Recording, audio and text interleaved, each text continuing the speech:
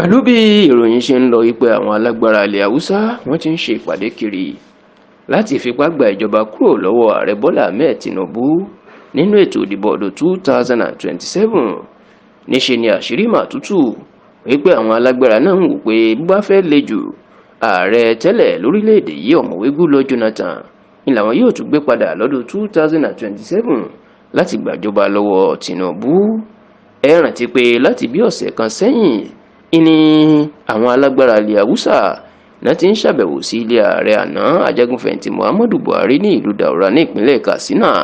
tó sì jẹ́ pé gbajúmọ̀ olóṣèlú ilẹ̀ Haúsá ni tó jẹ́ àjàǹgbara tó tún jẹ́ sẹ́nítọ̀ tẹ́lẹ̀ tó ṣojú àárín gbùngbùn ìpínlẹ̀ Kaduna nílé ìgbìmọ̀ asòfin àgbà l'Àbújá, ìyẹn sẹ́nítọ̀ Shehu Sani ló mà tú àṣírí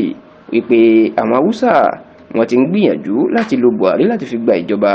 kúrò lọ́wọ́ Tinubu lọ́dún 2027. èèyàn pé Buhari ni wọ́n fẹ́ kó síwájú ìgbìmọ̀ tẹ̀ láti kó gba àwọn alágbára ẹgbẹ́ ilẹ̀ Haúsá jọ, yálà PDP ni ó ní o àbí APC, láti lé Tinubu kúrò lórí àlééfà. ṣá o tẹlifíṣàn Yorùbá Tòótọ́ gbọ́ pé àwọn Haúsá ń wòye pé bí àwọn bá ní káwọn gbé ọmọ Haúsá kan tó gbajúmọ̀ sílẹ̀ lọ́dún 2027 láti bá Tinubu fi gbàgbàgbà,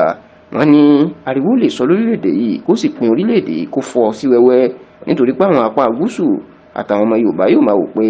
ṣé wọ́n forí àwọn gbà pààrọ̀ ní ìṣèbà Haúsá ló ṣẹ̀ṣẹ̀ ṣọdún mẹ́jọ, àwọn ṣẹ̀ṣẹ̀ ṣọdún mẹ́rin ló sì kú ọdún mẹ́rin. wọ́n ní àwọn Haúsá wọ́n ti ń rò pé kí eléyìí bá fẹ́ di ariwo àwọn yóò kúkú lo ààrẹ tẹ́lẹ̀ ọ̀mọ̀wé Goodluck Jonathan, nítorí pé kò lè lò ju ọdún mẹ́rin lọ. wọ́n ní wọ́n rò pé bàbá lọ gbé olóṣèlú míì wá láti apá gúúsù láti wá ṣe ààrẹ. wọ́n ní bí ìyẹn bá lo ọdún mẹ́rin tí wọ́n ní kó dá agbára padà fún ilẹ̀ Haúsá, wọ́n ní kò ní fẹ́ gbé ilẹ̀ nítorí kò sẹ́ni tó foyin tọ́ lẹ́nu wò tó wá tú dànù. irú ìtàn ló ṣẹlẹ̀ sí Jonathan ní ọdún 2015 tí kò fẹ́ gbé ìjọba sílẹ̀ ńgbà tó dùn mọ́. wọ́n ní láti ṣe eléyìí inú jẹ́ ká máa rò pé báwọn bá gbé Jonathan padà òun ò lè lo ju ọdún mẹ́rin lọ lábẹ́ òfin mọ́, tí wọ́n sì ní wọn yóò wá Haúsá kan tó gbajúmọ̀ dáadáa, pàápàá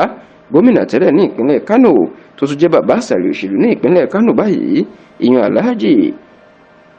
Rabiu Musa Kwankwaso, láti fi ṣe igbákejì ẹ̀. gbogbo eléyìí ni wọ́n láwọn Haúsá ni wọ́n ń gbèrò báyìí o. ọ̀kan pàtàkì lára àwọn olóṣèlú ilẹ̀ Haúsá láti ìpínlẹ̀ Adamawa tó jẹ́ ọ̀kan lára olùpolongo ìdìbò Alhaji Atiku Abubakar lọ́dún tó kọjá ṣùgbọ́n tó ti bọ́ sẹ́yìn Tinubu padà báyìí, ìyẹn ọ̀gbẹ́ni Daniel Buala, ó fìdí ilé ìmúlẹ̀ o lásìkò tó ń ṣe ìfọ̀rọ̀wérọ̀ pẹ̀lú iléeṣẹ́ tẹlifíṣàn Arise lọ́jọ́ Ṣẹ́gun ọjọ́ Tuesday ọ̀sẹ̀ yìí. ó ní lóòótọ́ ni àwọn tí ń gbọ́ bẹ́ẹ̀ ipá àwọn Haúsá ń gbìmọ̀ pọ̀ láti dá Jonathan padà lọ́dún 2027 àti Kwankwaso tí yóò ṣe igbákejì ẹ̀, tó sì ní lẹ́yìn ọdún mẹ́rin yóò gbé ìjọba padà sílẹ̀ fún Haúsá, àti pé wọ́n ń sá eré kiri ṣá ike gbogbo ọ̀nà àwọn gbọ́dọ̀ lé Tinubu kúrò lọ́dún 2027.